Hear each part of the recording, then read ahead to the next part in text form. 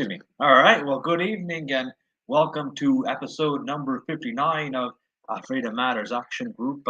I'll be your host, Krishna, tonight, and glad that you're all joining with us tonight. We do have a special interview with G2 today that you are not going to want to miss. He's going to be talking about fentanyl candy and voter rolls.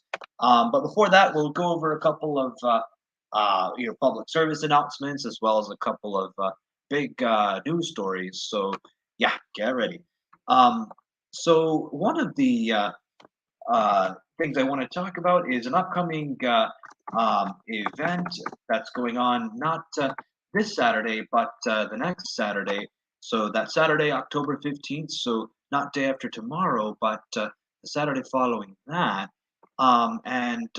Yeah, I'll put up the image for y'all to see. So it's the Rally for Victory featuring Representative Congressman Troy Nels and Jim Jordan, who's one of my personal favorites, along with Thomas Massey, one of the few that don't drive me crazy in Congress.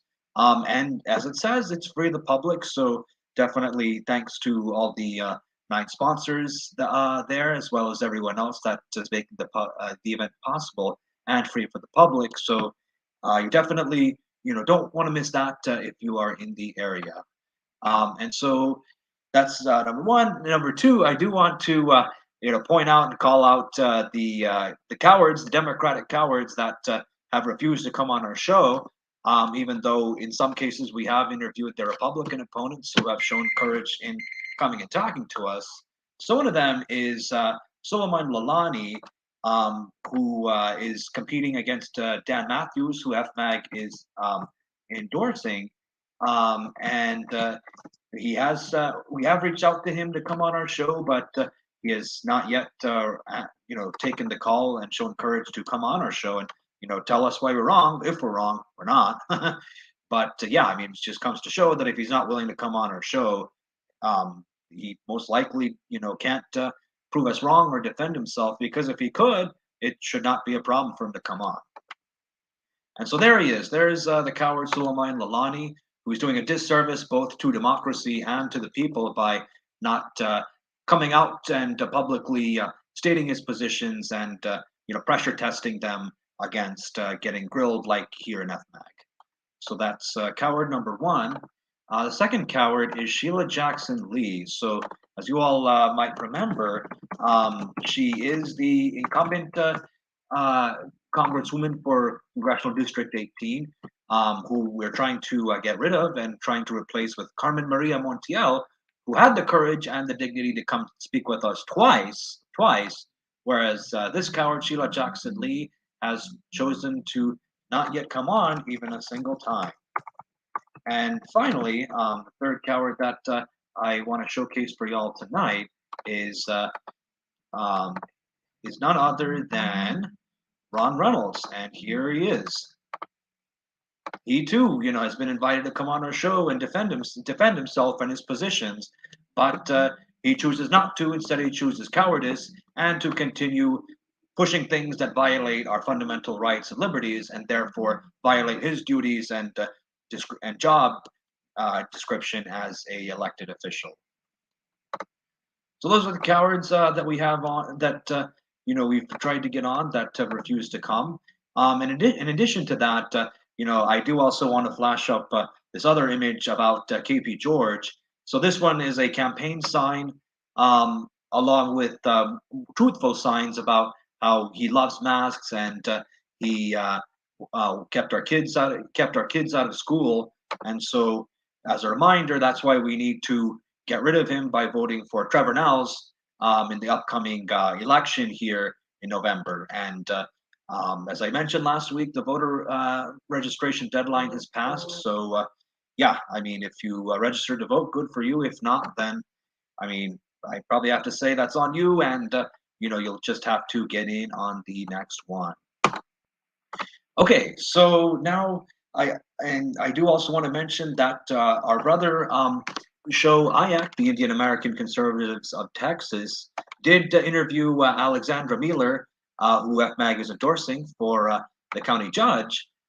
She came on the show yesterday, and so if you weren't able to catch it live, they on their Facebook channel where they broadcast live or on their MeWe page where they broadcast live or on the Masala radio station, then definitely do check out the recording. Bill Rickert, who's the incumbent Fort Bend County Treasurer, was also interviewed on that same program. And as you all know, FMAG is endorsing Bill Rickert, and he did come on our show as well to talk about himself and his positions. So now let's get into the top news stories of the day. So Steve Kirsch, who's been one of the greatest authors and publishers on Substack, especially when it comes to the cover-ups and the lies about the vaccine injuries, came out with a pretty nice uh, article, and this is part of the good news that I was mentioning in the description. There's a link there for y'all to check it out, and I'll also share my screen.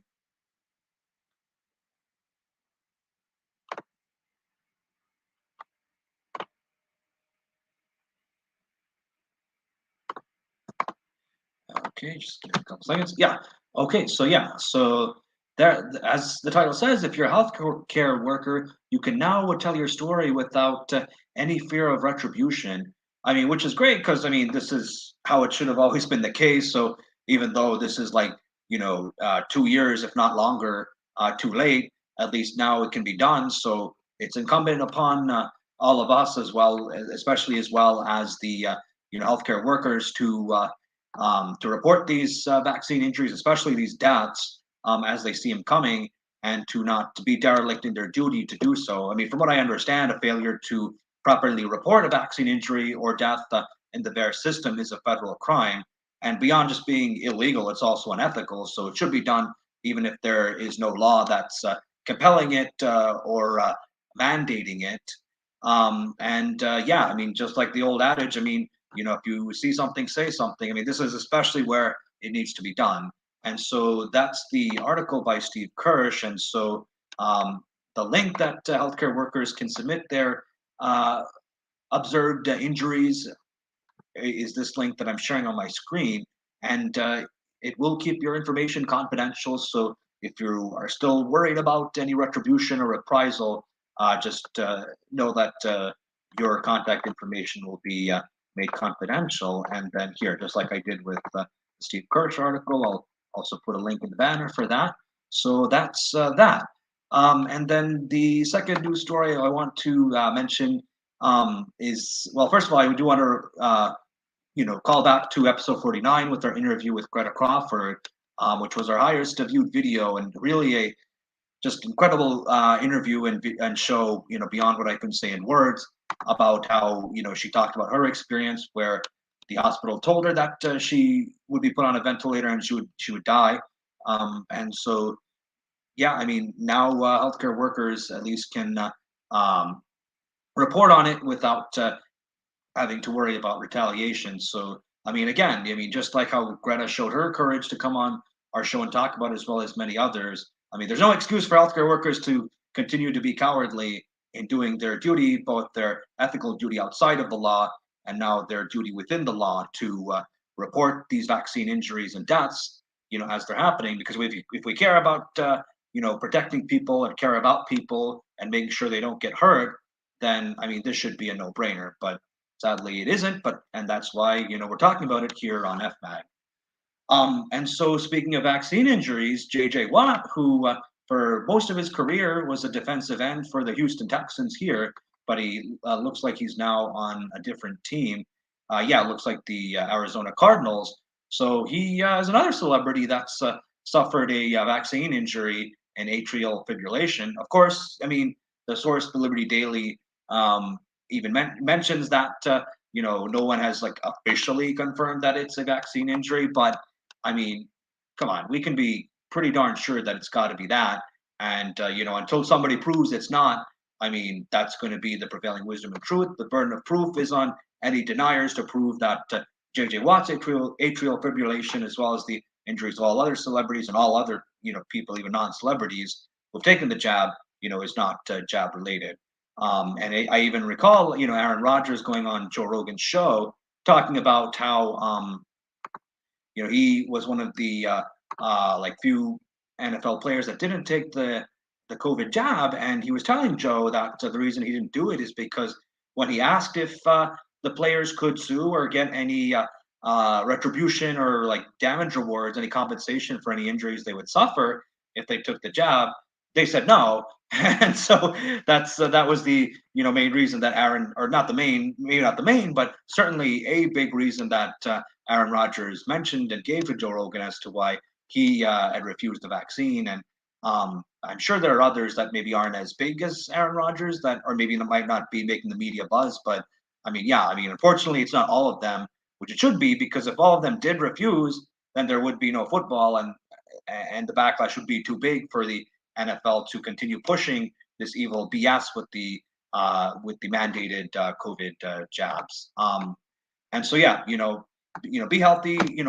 Please avoid the jab. Please do your own research. And speaking of health, that's connected to the next topic we have with our guest G2, who, as I mentioned, is going to be here with us tonight to talk about fentanyl candy as well as voter rolls. And so I'm going to bring him on now. Yeah, G2, good evening. How are you? Good evening, Krishna. Thanks for having me on. Yeah, you bet. Thanks for being on. And yeah, looks like you can hear me fine. I can. Okay, cool, G2. Well, yeah, I gave the introduction, so the floor is yours, sir, wherever you want to start. Well, you made some really interesting points in the opening you did here. You know, looking at candidates in this election as you go around the country, there are a couple things that stand out that are really interesting. One is that many of the people running as conservatives or as Republicans will not talk about the issues. And in a world Yeah, that is like the one we're living in now, the issues are such a big deal. I mean, every single um, element of what we're looking at in this country has gone from, maybe okay in 2019 to now we're looking at catastrophic situations, whether it be the inflationary pressure, this, crazy discussion about Ukraine, and now we're talking about nuclear war, and yeah, everything seems to have gone turned on its head. And one of the things, of course, that has most aggressively been changed is this situation at the border. You know, up until 2016 or up until 2017, we were in a situation where the cartels really controlled the border. And they used that border to traffic children, to traffic heroin, to traffic fentanyl across the border. yeah. And we were losing about 44,000 Americans a year to opiates. 80% of those in most states were fentanyl related. Now, fentanyl, as everyone knows, is made of chemicals that are prepared in China, shipped to the Yeah. cartels, and the cartels manufacture those into pills and ship them across the border. Where we are now, after all the challenges of the last year, we're now seeing the number of deaths from these opiates has doubled. We're looking at 100,000 deaths a year. Oh man, is it? That's wow. That's Now beyond think even of this. words. Yeah. So that's equivalent to having an airplane crash every single day. Right. I mean, there are like whole towns that are not even 100,000 people. Right. So could you imagine what would happen if we actually had an airplane crashing every day? The level of emergency, the reaction we would have, the resources that we would muster. But the truth is, while the statistics are showing us this devastating information, we're supposed to pretend not to see it. We're not reacting at all. The country is not marshaling forces. It's not marshaling resources. In fact, instead of dealing with our border, we have now laundered $75 billion through the battlefields of Ukraine to defend their border. Yeah, which is a big Now, travesty. Yeah. that's a big travesty. And there's a whole discussion to have around Ukraine because, again, some of the things that we've been told aren't quite right. But, but Almost our all. own Yeah. border is exposed. Now, in the course of this battle in Ukraine, we've taken on responsibility for defending Finland and Sweden. Now, I can't identify a single reason why we've done that. How does that help a child in Toledo, a child Well, it in doesn't, but I mean, our congressmen and our senators, and of course our White House, you know, couldn't even give a rat's behind about that. right? So, so here's what I think we should do. I think we should call upon our NATO allies, who we've been paying to defend for decades, and NATO really becoming more of a cash machine than anything else. I think we should call upon them and do an Article 5 and bring them to the border. And we should have NATO troops line the southern border and defend this nation from the incredible power of these transnational criminal organizations, these cartels. The cartels in 2021 trafficked 126,500 children across the border. 126,500. Now, we call those unaccompanied minors. But as I said in an earlier video that you folks have put up on your Rumble channel, there is no such thing as an unaccompanied minor.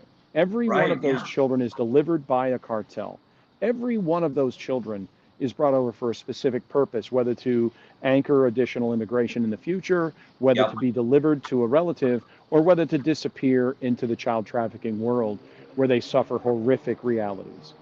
So we're bringing now children across the border. We're bringing low-cost labor across the border. We're bringing people across the border who come from roughly 134 countries, places like Right. Yemen and Russia.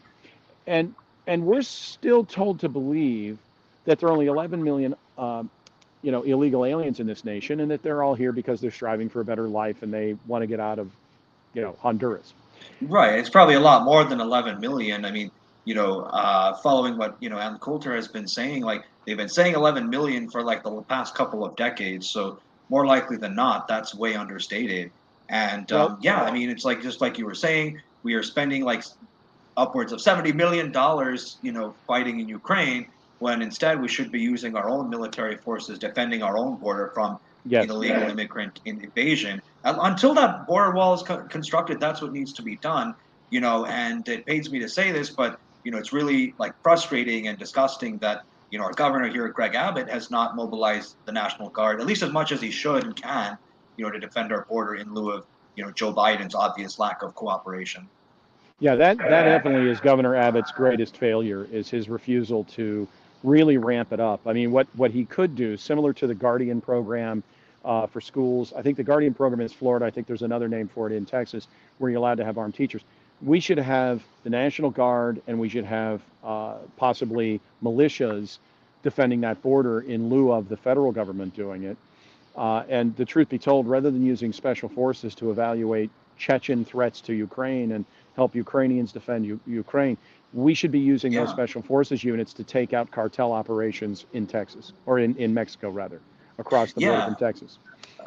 Right, right, for sure. The one thing I must, give Governor Abbott credit for is like, busing all these illegal immigrants to these Democrat cities, because these Democrat mayors and these blue state governors say we got to take them, and they say that they love them so much. So, all right, here you go. Here you have these, people that you say we have to take and that you say that you love so much. But of course, once they get to Martha's Vineyard, they actually do call the National Guard and evict them, within a couple of days, actually, I think faster than that.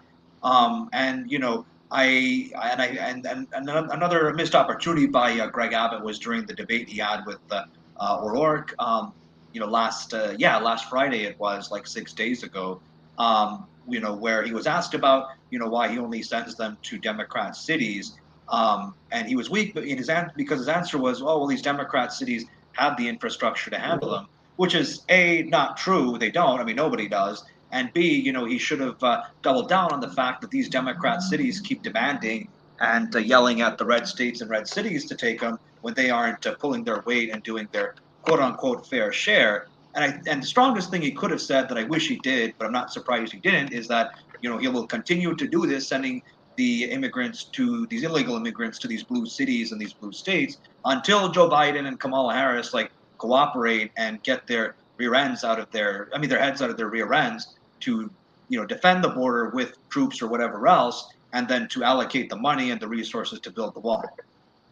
Yeah, I think you're right. I think it was a perfect opportunity for Abbott to just tell the truth and say, listen, it's these giant Democrat cities that are voting for these policies, that demand we allow the cartels to control our border. It's these giant Democrat cities that demand that these massive numbers, millions and millions of absolutely unknown people come across from all over the world into the United States illegally. So it's the Democrat cities who should be taking them. Right. And just he should have just been straight instead of trying to be politically quick on his feet. He should have just simply told them the truth. It's your It needs policy. to be more You hardcore. demand this policy, and you will live with this policy. And I Right, think right. it's one of the weaknesses when we look at these candidates around the country that are running in these midterm elections. I see a tremendous number of Republicans or people who portray themselves as conservatives who, again, refuse to address issues directly.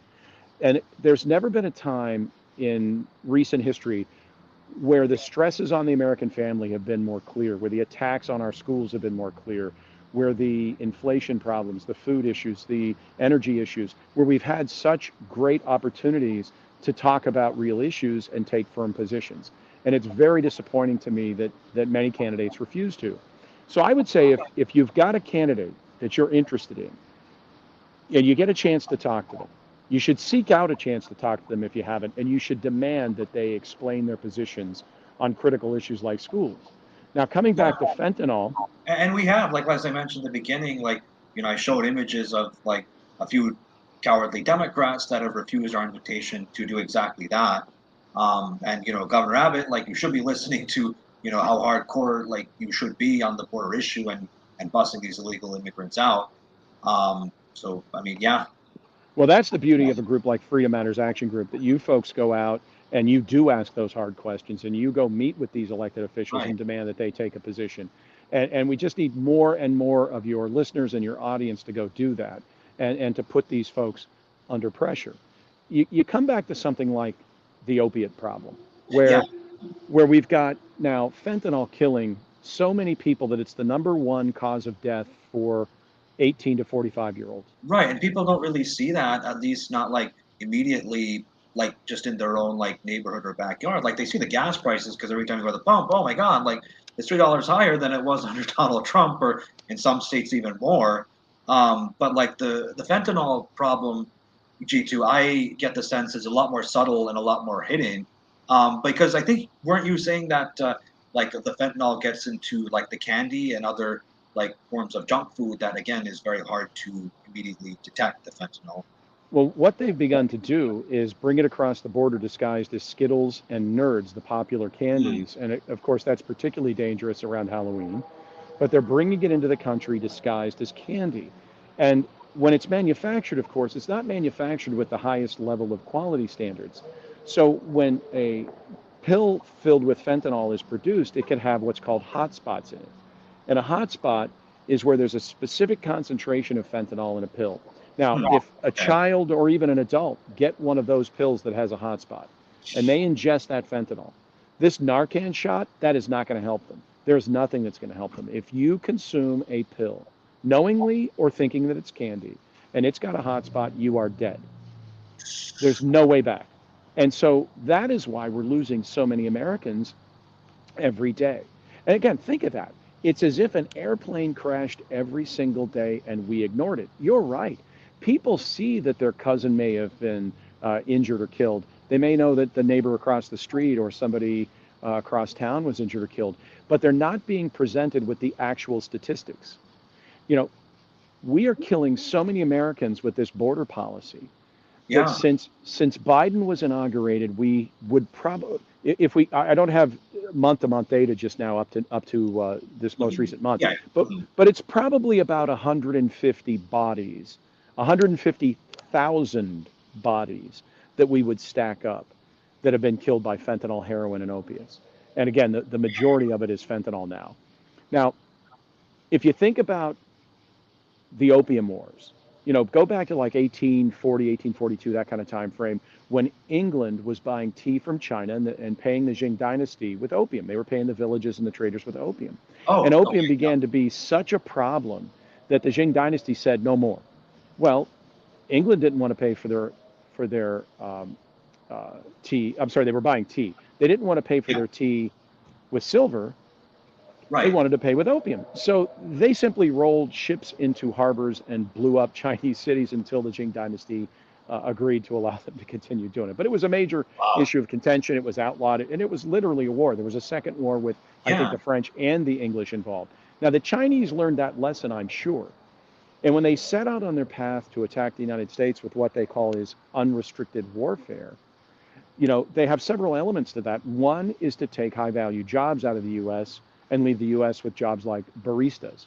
right? Right. Two, it, Non. it's to it's to shift as much of the political power in places like Africa and even in Europe to grab as much of that power they can in South America, places like that. And another way to do this unrestricted warfare they have launched against the United States, is to ship these dangerous chemicals in here, and our elected officials simply allow it. You know, Right. there should be, if you think about the red maps that were up when this Fauci virus was all the rage for 2 years, that we were, terrorized with that thing. There should be on So every getting TV channel every day the same kind of red map that shows where people are dying across America from fentanyl. This should be a national emergency, that is of the highest order. Think about, we lost under 3,000 people, I think, in Pearl Harbor. We lost under 3,000 people at 9/11. We went to war for 20 years and spent trillions of dollars and thousands of American lives because of 9/11. And this is killing more Americans than 9/11 could ever imagine. In fact, this kills more Americans in about 10 days than died in 9/11. And we right. just keep Yeah. stacking up bodies. Now, here's a question. How many of those bodies is Putin responsible for? And the answer is none, not one. And yet we talk about Putin being public enemy number one, and we talk about spending billions and billions, and we're shipping our very, very expensive and hard to replace missiles over there. Stinger missiles, I think Stinger missiles about 34,000 a piece.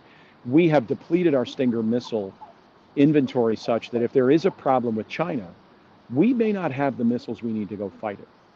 We Yeah. put a new, Right. and so Right. so Yeah. we're weak. Yeah. Putin's not public enemy number one for us in America. He might be for the Ukrainians, but our public enemy number one is a lot closer to home. In fact, it's actually on our home, and it's a lot, and in very subtle ways, like with the candy, like you were saying with the Skittles, and I forget the other brand, but Nerds, yeah. Nerds, yeah, there you go, thanks. But like, it just comes to show that, even without the fentanyl, like these candies are dangerous and bad for your health, so you should be avoiding them anyway. But now that you can't be sure if they've got fentanyl or not, and it's not really that easy to like, know or filter out if any candy you eat has got fentanyl. I mean, I think the good and the bad. The bad news is that the candy's potentially poisoned with that, but the good news is that that stuff you should be avoiding anyway, because it's good for your health to do so, and in your best interest anyway to do so. So now this just gives an extra reason. Just don't eat candy, folks. Right, right. Well, it's really tragic to watch what's happening. And if we talked about energy policy, if we talked about almost any policy that the United States has implemented in the last 18 months, what you'll find is those policies are harming European citizens, they're harming American citizens, they're Yeah, of course. fundamentally undermining our nation. But they're not Right, doing much right. to hurt China. And certainly, if you look at the sanctions that we've put in place that have driven our energy costs up, along with the fundamental energy policies that were in place before February of this year, if you look at what we've done on the energy side, we've done great benefits for Russia. The ruble is performing very, very well. But we've Well, I driven the mean, yeah, cost of Europe energy. especially has, done miraculous wonders for Russia, like financially with the Nord Stream pipeline. And, I remember like in, I think 2017 or 2018, one of those years when, Trump was president and he visited Europe and he was with like all the main leaders like Angela Merkel, and I think Theresa May was there, Mark Rutte, Emmanuel Macron, like all of these like globalists that run almost every country in Western Europe. They all laughed at Donald Trump when he said that your energy policy should not be so dependent on Russia's natural gas with the Nord Stream pipeline, and they all laughed at him.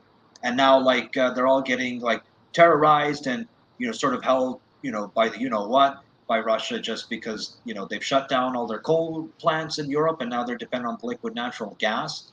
And even as of late, France has revived up their nuclear plants, to avoid, I think, you know, going back to coal or to have to rely on Russia's natural gas. And then yeah, like the Nord Stream pipeline just got blown up. I suspect that it must have been the Western deep state, probably the U.S. Mostly because they have the most incentive to blow it up. And so yeah, now they are reaping the harmful effects of the harmful and dangerous green energy policy and program that they sowed. That's right. In fact, in certain parts of Germany, you're not allowed to take hot showers anymore. They Yeah. Energy is so tight. Well, So even though I've started taking cold showers routinely, and I have heard that cold showers are do produce some health benefits. I mean, yeah, it's like certainly not good or healthy, to have your government tell you, oh, you can't have hot showers. yeah, it's no longer a choice there. So if you go back in time and look at the energy policies that were put in place under the Obama administration, where they really went to war on coal, and they forced the coal plants that generate electricity in the United States largely to close. Well, of course, while that was happening, China was building more coal plants and Yep. continues to build coal plants today. So we're destroying the lowest cost energy supply, which of Right. course had been made very, very clean, and they are building the lowest cost, most reliable energy supply. We And they don't have shut to the follow EPA regulations, so they don't care one bit about environmental consciousness. Right, right.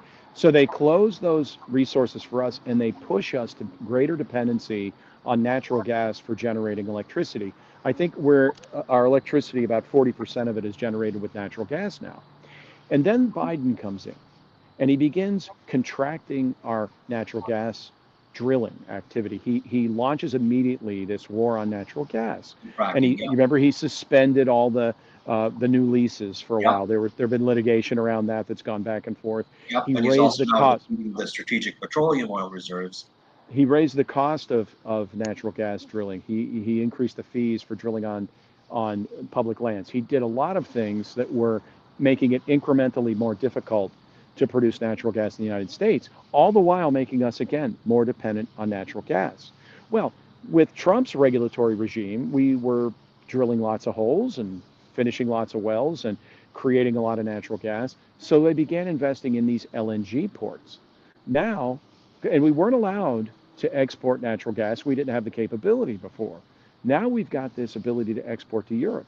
So that means that our natural gas market is transitioning from a closed US centric market to a global market. Well, the prices have been Yep. much higher in the international markets. If you look at the Right. price of natural gas from, say, the 3 years prior to 2019, say 19, 18, and 17, and you look at it now, it's basically tripled. The cost of natural gas in the United States has tripled at a time when we've made ourselves more dependent. With oil, we made ourselves dependent upon oil from Russia, and then we cut off those supplies. And we put these sanctions on Russia that helped with all of the energy policies of the EU and of the United States to drive the cost of energy up. Now, I call these boomerang sanctions because we say that we're throwing that boomerang to hit Putin, but it actually comes back and smacks us in the face. Putin goes from selling his oil for, say, $50 a barrel in the earlier market to something closer to, at one point, $100, $110 a barrel, now down, let's say, to 70 because he sells at a discount to market. But ever since he invaded Ukraine, he's been selling his energy at higher realized net value, higher realized Yep. prices than he was before. And So it's only we, going to be higher now with the Nord Stream pipeline gone, or at that's right. least yeah, So we put sanctions on Russia, which immediately maybe increased it the might cost actually of be gone. Yeah. so we put sanctions on Russia, which immediately increased the cost of energy to Americans and Europeans, drain their wallets, lessen their quality of life. Again, in Germany, they can't take hot showers.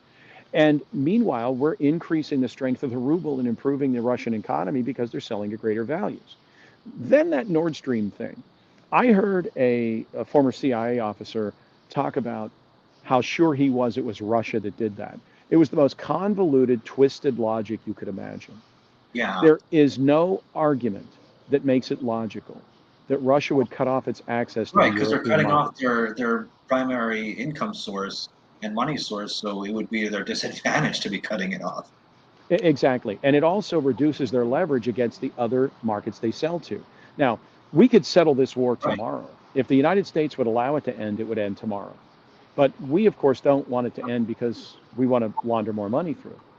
So as we push these energy policies, we push these sanctions, and we've done all this good for Russia and done all this harm to American citizens, it's been just devastating.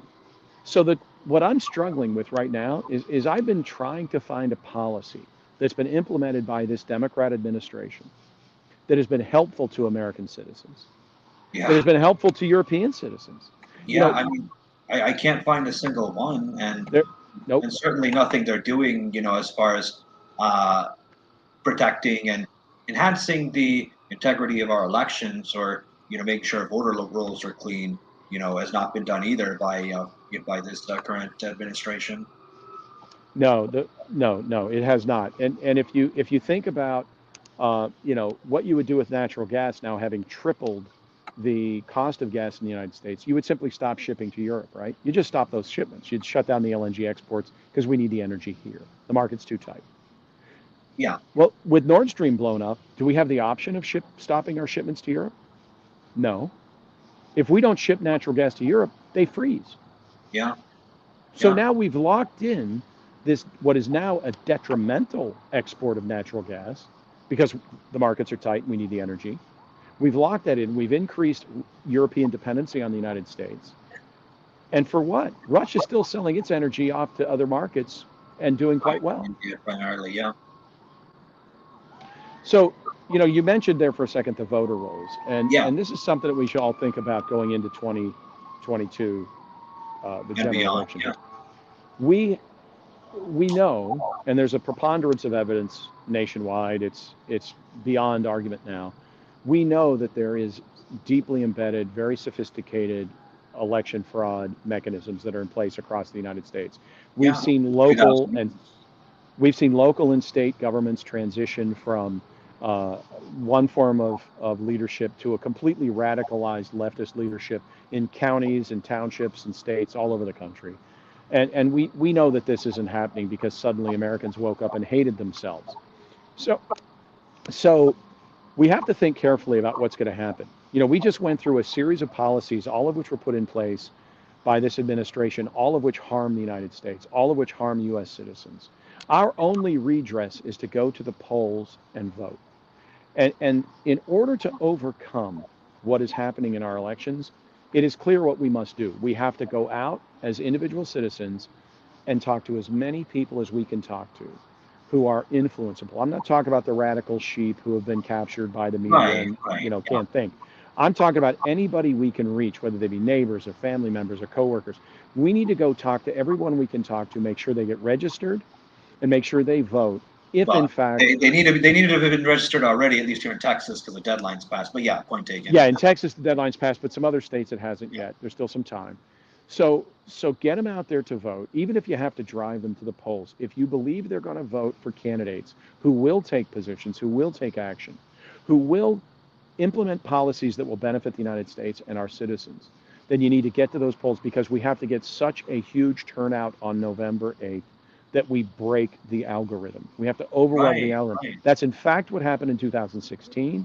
We need to And do it again. and even just this year with the primary race in Arizona, where the deep state and the election officials like worked almost overtime to delay and ultimately try to deny Carrie Lake's very clear and obvious victory in that primary race.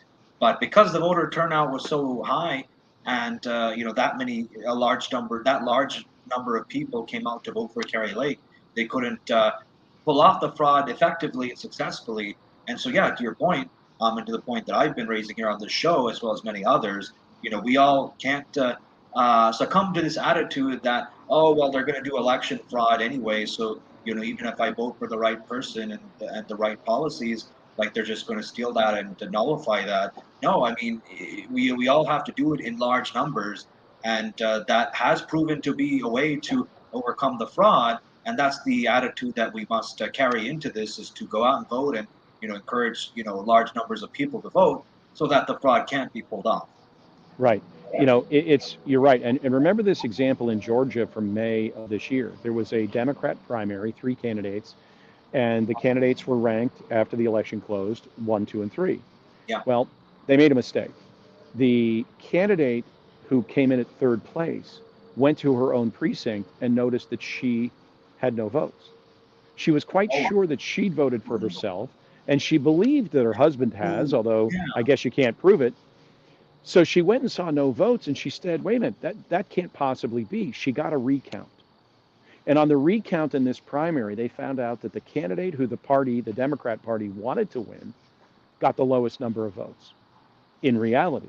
When they actually recounted from paper ballots to the results, they found that 3,000 votes had been eliminated by the machines, wiped out, Yeah, yeah, and that they reallocated votes so that the third place candidate actually came in as number one. On the recount, the order of the winners changed, and the person who had been out of the race came in actually with the highest number of votes. So we've got examples over and over again in primaries for the Democrats and Republican races and in the general elections where evidence of election fraud is rampant.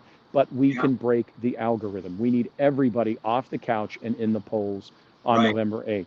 We need right. Get off the everybody to get couch, out turn there. off the TV, and go vote, but not Democrat, please. Exactly. Exactly. So, yeah, so those are my thoughts for today. And look, as we head into Halloween, we've got to be really careful with this fentanyl crisis. And if you've got Yeah, family and members that beyond. you Yeah, think are in trouble, the government continues to swirl billions of dollars through nonprofits to try to clean up the mess they're making with our border policy with the fentanyl and heroin.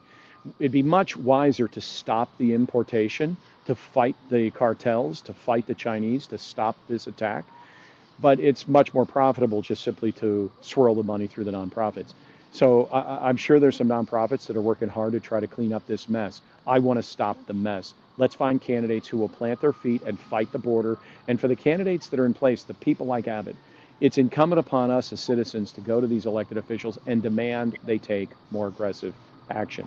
So, yeah, so those are my thoughts for the day. yeah, yeah, amen. Yeah, I mean, just like all the other chemical attacks that we've been getting from our government and the corporations that they're in bed with, whether it's of course the vaccines, which I would say are the elephant in the room, all the other pharmaceutical drugs that are dangerous, the GMOs, the fluoride in the water, and now the fentanyl in the candy.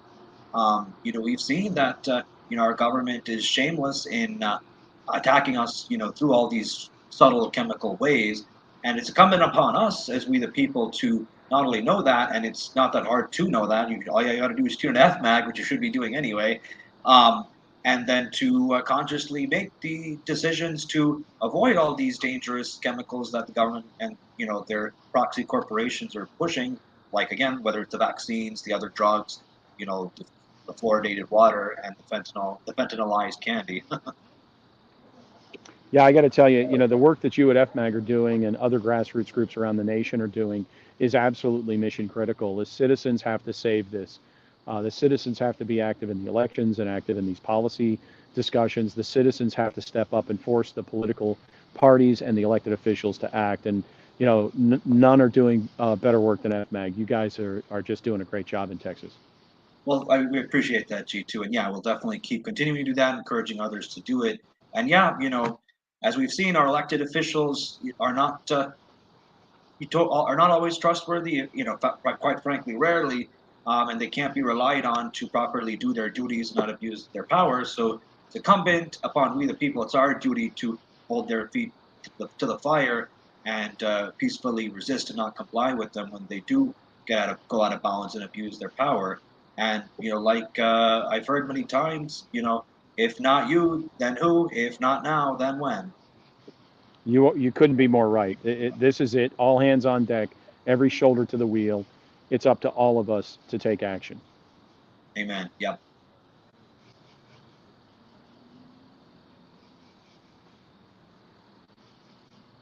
All right. Well, yeah. Any other thoughts on this, G2?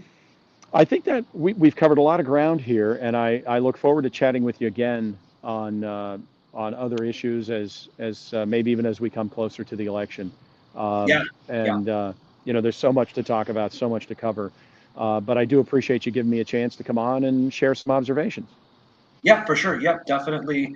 Looking forward to having you again. I'm sure the elections will give us some things to talk about. Hopefully, some good results as well. And yeah, thanks for coming on, and we'll catch you later.